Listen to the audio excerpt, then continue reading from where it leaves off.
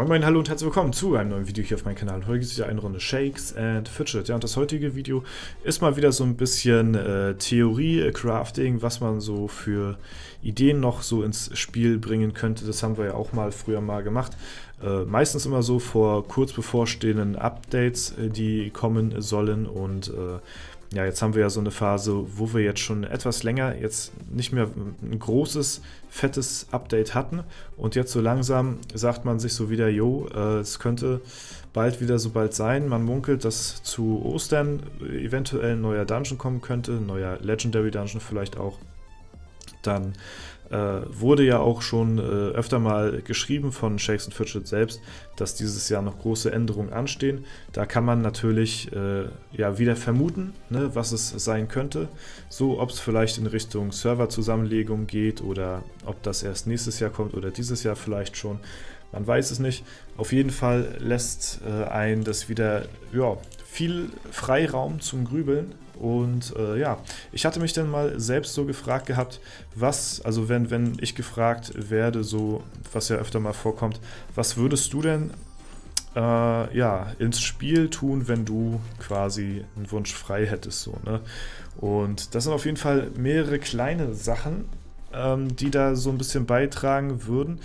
Das ergibt sich so, wie zum Beispiel, was ich ja öfter schon mal angesprochen hatte, eine neue Dungeon-Karte, dass es anstatt der Licht- und Schattenwelt noch eine dritte Seite gibt mit einer neuen Karte, wo man dann verschiedene Dungeons noch freischalten kann. So, das wäre auf jeden Fall was, auch fürs Late Game, dass man immer mal so ein bisschen was zu tun hat und nicht so wie die Spieler, die ganzen Late Game Spieler, so wie ich jetzt, an einem Dungeon hängen, so an den letzten 2 Gegnern hängen die höchsten Spieler jetzt und dann ist alles durch so, ne? Also neue Dungeons, dann halt eventuell eine Erweiterung für den Wirbelwind oder so. So eine Sachen dann halt, dass man immer kontinuierlich ein bisschen was zu tun hat.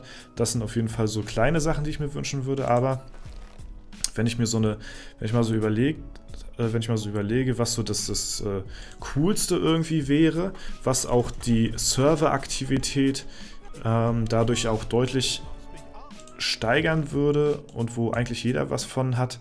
Und das ist auf jeden Fall eine Theorie oder ein Gedanke, der schon öfter mal vorkam, der schon öfter mal vorgeschlagen worden ist.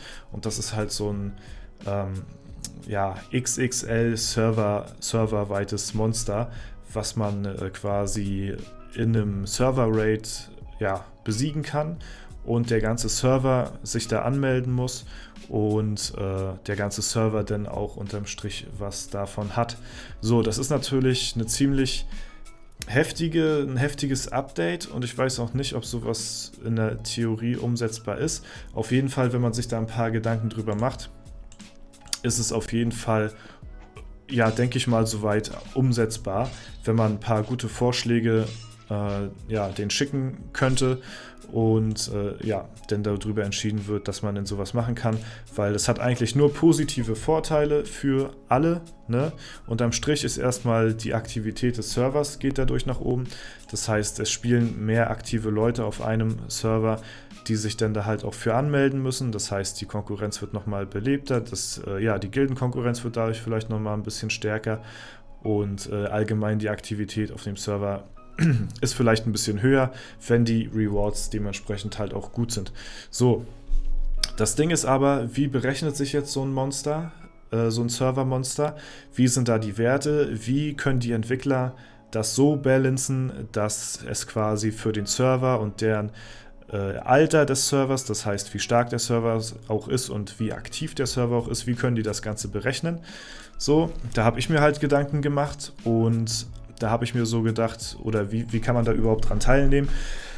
Da hätte ich jetzt so ja, dran gedacht, dass im Prinzip unterm Strich jeder, der auf dem Server spielt, dran teilnehmen kann, aber nicht alle dran teilnehmen werden. Das heißt, es gibt ja, ne, jetzt zum Beispiel auf meinem Server hier, der hat 277.077 Spieler registriert auf dem Server, davon sind natürlich nicht alle aktiv, ne? Wenn man jetzt diese Spieler zum Beispiel filtern würde, wer jetzt davon noch aktiv spielt und wer nicht, das geht über eine ganz, ganz einfache Sache. Und zwar, wenn man hier in die Taverne geht und zum Beispiel so eine Art Steckbrief hat, wie zum Beispiel oben hier der Geheimauftrag, den man jetzt täglich erledigen muss, könnte man zum Beispiel auch so einen Steckbrief hier an die Seite packen, wo man sich quasi anmelden kann. Ne, da klickt man dann drauf auf den Steckbrief und sagt dann, man nimmt an den Kampf teil, ne, für dieses Servermonster, und dadurch hätte man quasi schon mal alle aktiven Leute von diesem Server gefiltert. Das heißt, wenn jetzt auf dem Server hier jetzt so wie auf meinen hier 270.000 Spieler sind und davon aber nur irgendwie 50.000 auf dieses Bildchen klicken, ne, dann sind halt erstmal 50.000 registrierte aktive Teilnehmer an diesem Raid. So, ne, und von denen kann man dann halt auch so ein bisschen, denke ich mal, vielleicht auch die Aktivität filtern und wie viele Leute da dran teilnehmen. So, dann nimmt man davon halt den niedrigsten Spieler, dann vielleicht den höchsten Spieler. Und dadurch kann man dann eventuell so ein bisschen ungefähr die Werte festmachen, wie sich das Monster berechnen sollte. So, ne? Also zumindest grob festmachen. Klar, eine ganz genaue Bezeichnung kann man dafür oder ganz genaue Balancing-Punkte kann man da anhand davon noch nicht festmachen, aber auf jeden Fall kann man das schon mal ein bisschen einordnen, in welche Richtung das geht. So. Und umso mehr Leute teilnehmen an diesem Raid, umso stärker wird halt auch das Gildenmonster oder das Servermonster sozusagen. Ne? Wenn jetzt zum Beispiel, keine Ahnung, jetzt nicht 50.000 teilnehmen, sondern nur irgendwie 10.000, dann wird anhand von diesen registrierten Spielern, die sich dafür angemeldet haben, wird dementsprechend das Monster halt auch nicht so stark werden. Ne? Dementsprechend wird der Reward halt auch ein bisschen niedriger. Umso mehr Leute daran teilnehmen, umso stärker kann das Monster ja werden und umso besser können die Boni ausfallen, die dieses Monster halt abwerfen könnte. So, ne? Das wäre auf jeden Fall so meine Herangehensweise, wie man vielleicht so einen serverweiten Raid umsetzen kann. Ne? Und ja, was könnten die Spieler davon erhalten und wie würde sich quasi der Reward berechnen? Das würde ich dann wiederum so machen, dass dann halt die Spieler, die halt schon lange dabei sind, also es würde natürlich mehr die Late-Game-Spieler belohnen, als die jetzt irgendwie gerade angefangen haben. Das ist aber auch natürlich auch irgendwo logisch, dass die Leute, die länger dabei sind, auch natürlich mehr davon haben, als jetzt Leute, die jetzt nicht so lange dabei sind. Ist ja auch im Prinzip auch bei der normalen Alu so. Klar, du wirst bestraft, wenn du im Late Game bist, so, wenn du ein hohes Level hast, bekommst du weniger Erfahrungspunkte, da wirst du bestraft, aber die Skillpunkte steigen dafür richtig, richtig krass, weil du so viel mehr Gold bekommst als jemand, der jetzt Stufe 400 ist oder so, ne? Und so würde sich das vielleicht auch berechnen anhand der Belohnung des Gildenmonsters. Das würde ich dann dementsprechend so einordnen, auch für die Belohnung, die man hat, ne, dass man dann quasi sagt, der Spieler, der jetzt am meisten Schadenspunkte gegen das Monster rausgehauen hat, der bekommt dann halt auch die beste Belohnung quasi und so weiter und so fort. Die dann da drunter stehen, so Platz 2, 3, 4, 5, 6, 7 und so weiter bis irgendwann 10.000 oder so, die dann nachher am wenigsten Schaden rausgehauen haben, die bekommen prozentual gesehen davon dann halt auch den Reward, also die Belohnung dafür. Ne? Das können verschiedene Sachen sein, das kann, ich weiß nicht, ob man denn so eine Art Ansporn dafür macht. Also erstmal kann das natürlich ganz unkonventionell kann das Erfahrung und Gold sein, so, ne? Umso mehr Schaden du machst, umso mehr Gold bekommst du und dementsprechend bekommen die weniger Schaden machen, auch weniger Gold und Erfahrungspunkte. So, dann könnte es natürlich auch noch andere Anreize geben, wie zum Beispiel, dass irgendwie die Erstbesten irgendwie vielleicht ein Legendary-Item bekommen. Das wäre auf jeden Fall eine coole Sache. Klar werden die stärksten Spieler dadurch bevorzugt, aber irgendwo sollten die stärksten Spieler auch belohnt werden dafür, dass sie halt die stärksten Spieler sind.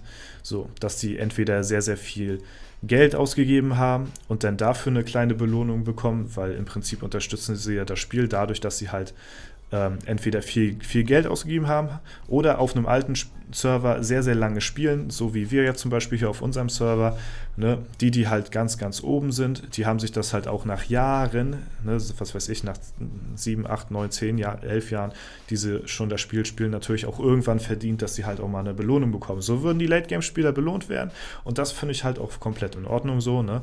Und ja, wie gesagt, umso weniger Schaden man raushaut, umso geringer fällt der Reward halt auch aus. Trotzdem können halt auch Leute ab Level 1 dran teilnehmen, da die dann halt schon gleich in so eine,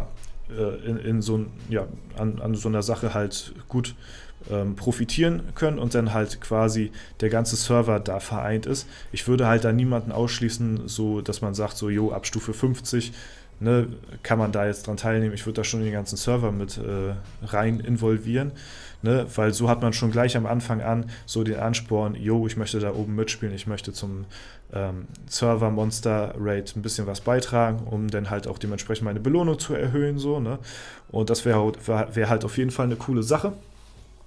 Und einen anderen Ansporn, den ich mir wo ich mir so Gedanken gemacht habe, was man machen könnte, ist doch, dass man entweder hier dass man hier in der Stadtübersicht vielleicht noch so ein kleines Porträt irgendwie vor die Arena oder man macht sogar vielleicht ein neues Gebäude für dieses Gildenmonster. Ne? Das hier ist ja jetzt das Portal, was jetzt immer kommt für den Legendary Dungeon. Man könnte ja auch so eine Art hier ist doch noch genug Platz, so sage ich jetzt mal spontan, hier könnte man doch vielleicht noch so ein kleines Monster irgendwie hinstellen, passt auch ganz gut vor die Arena nochmal, zwischen Arena und Ehrenhalle könnte man hier doch ein Monster hin platzieren, wo man halt auch noch drüber dran teilnehmen kann, aber vorzugsweise würde ich das hier in der Taverne platzieren. Und wenn das Gildenmonster denn weg ist, dann ist hier quasi so ein kleines Porträt, vielleicht von dem Spieler, der am meisten Schaden gegen das Monster rausgehauen hat. Und der ist dann halt so lange zu sehen, bis halt das nächste Monster dann kommt, bis dann da der nächste Spieler zu sehen ist. Oder sagen wir mal, ich würde sowas nicht zu häufig machen. Ich würde das vielleicht, so ein Server-Raid würde ich höchstens einmal im Monat machen, also nicht einmal pro Woche oder einmal pro Tag oder so, ne, das kann man ja alles sich hochspinnen so. Ich würde es bei einmal im Monat belassen, dann ist es halt auch was Besonderes irgendwo, ne, und das wäre auch, glaube ich, mehr als genug und ja, das wäre dann halt auch vom Reward dann dementsprechend halt auch was Besonderes, ne, und dann kann man sagen, wenn das einmal im Monat ist, so, dann erscheint für die nächsten 2 Wochen der nächste Gilden Server-Raid, wo man sich dann halt irgendwie für eine bestimmte Zeit vorher anmelden kann. So, und die anderen 2 Wochen steht dann der hier, der dem Monster am meisten Schaden zugefügt hat. Ich finde, das ist eigentlich ein ganz cooler Ansporn nochmal für ein paar Spieler, sich nochmal irgendwie so extra zu verewigen auf dem Server. Und dann halt auch die zu huldigen, die da am meisten zu beigetragen haben. Ne? Wenn die Leute das Monster besiegt haben, dann gibt es halt den Reward für alle Spieler. Wenn die Leute es nicht schaffen, das Monster zu besiegen, ne, so können vielleicht auch Player Games so Schritt für Schritt halt auch ein bisschen die Balance von diesem Monster ändern. Wenn sie jetzt das ein bisschen zu hoch angesetzt haben, können sie es beim nächsten Mal vielleicht ein bisschen niedriger ansetzen. Das wäre ja halt auch jetzt nicht der Weltuntergang. Ne? Dann gibt es halt vielleicht auch irgendwie einen Trostpreis, dann gibt es halt vielleicht nur einen kleinen Teil von dem, was es sonst an Boni gegeben hätte, wenn sie es jetzt komplett besiegt hätten. So, ne? Das sind auf jeden Fall so meine Gedanken, die ich mir mal dazu gemacht habe. Und ja, wenn mich jemand fragen würde, was würdest du quasi ins Spiel implementieren, dann wäre das auf jeden Fall so ein Server-Raid, den man machen könnte, wo der ganze Server halt zusammenhält und dementsprechend anhand dessen, wie viele Leute sich dafür registriert haben, ne, würde man dann quasi anhand davon dann so ein bisschen, vielleicht wenn jetzt sich 10.000 da registrieren, von Level 1 bis Level, was weiß ich, der höchste hier, es wäre jetzt CEF 580, dann würde man davon quasi von allen Spielern durch das Durchschnittslevel berechnen, so wie von jetzt zum Beispiel von der Gilde, da hat man ja hier auch so ein Durchschnittslevel, was sich automatisch ergibt, ne, durch diese 50 Spieler hier, oder jetzt 49 gerade. Und so würde man das dann auch machen. Und dementsprechend anhand von diesem Durchschnittslevel könnte man ja das Servermonster dann dementsprechend so balancen, dass es halt einigermaßen fair wäre. So, ne? Ja. Auf jeden Fall schreibt mir gerne in die Kommentare, was ihr von dieser Idee haltet. Ob das so, wie ich das gesagt habe, so umsetzbar wäre oder halt eben nicht. Würde mich auf jeden Fall interessieren, wie eure Meinung dazu ist. Vielleicht habt ihr noch andere Anreize, die in das Spiel kommen könnten oder noch Verbesserungsvorschläge für meine Idee oder könnt meine Idee noch ein bisschen weiter ausbauen. Ne, das könnt ihr auf jeden Fall sehr gerne in die Kommentare schreiben. Lese ich mir auf jeden Fall durch, würde mich mal interessieren. Und ja, das soll es soweit dazu gewesen sein. Ich hoffe, es hat euch gefallen. Falls der Fall sein sollte, lasst gerne eine Bewertung und Kommentar dazu da. Ansonsten wünsche ich euch noch einen super schönen Tag. Vielen Dank fürs Zuschauen, haut rein und bis zum nächsten Mal.